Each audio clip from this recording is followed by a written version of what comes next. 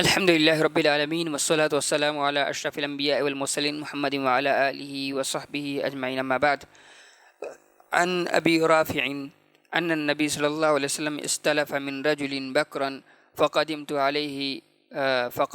علیہ ابل من الصدقہ فامر ابا رافع ان يقضي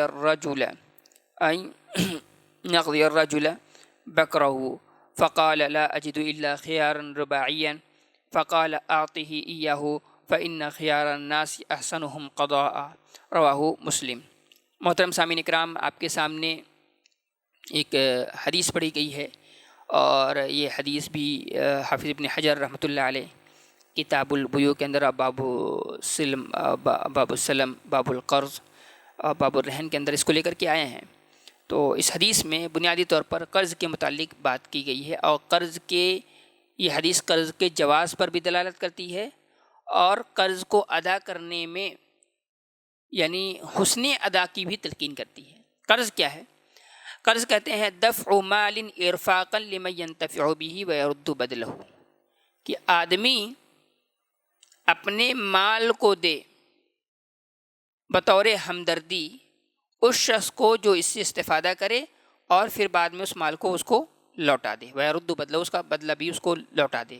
تو قرض میں ہوتا یہی ہے کہ ایک آدمی ایک شخص دوسرے شخص کو پیسہ دیتا ہے ہمدردی کرتے ہوئے، سامنے والے سے ہمدردی کرتے ہوئے، ہمدردی کی وجہ سے وہ پیسہ دیتا ہے. ارفاق مطلوب ہوتا ہے، نفع کمانا مطلوب نہیں ہوتا ہے.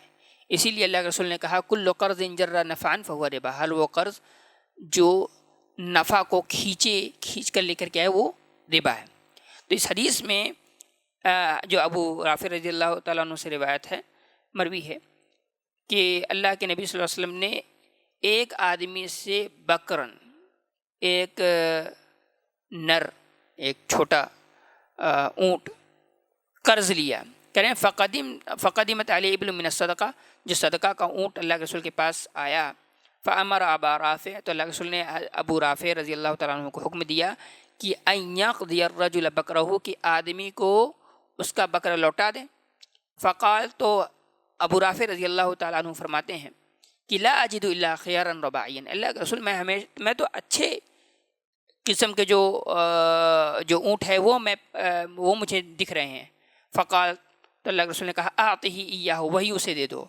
فإن خیار الناس احسنهم قضاء، کہ لوگوں میں سے سب سے بہتر وہ ہیں جو اچھے طریقے سے قرض کو ادا کرتے ہیں، یعنی بڑھا چڑھا کر کے قرض دیتے ہیں. تو اس حدیث میں کئی باتیں پتہ چلتی. پہلی بات یہ کہ جانوروں کو قرض یعنی بطور قرض دینا، اس حدیث سے یہ پتہ چلتا ہے.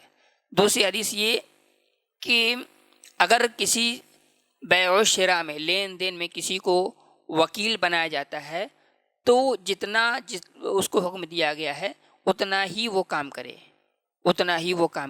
اور اس میں زیادتی نہ کرے.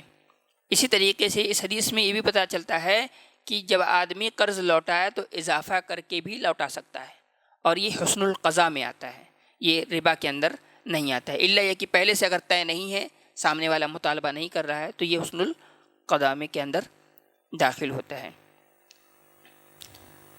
تو یہ چند احکام اور مسائل تھے جس کو میں نے اختصار کے ساتھ آپ کے سامنے رکھا ہے.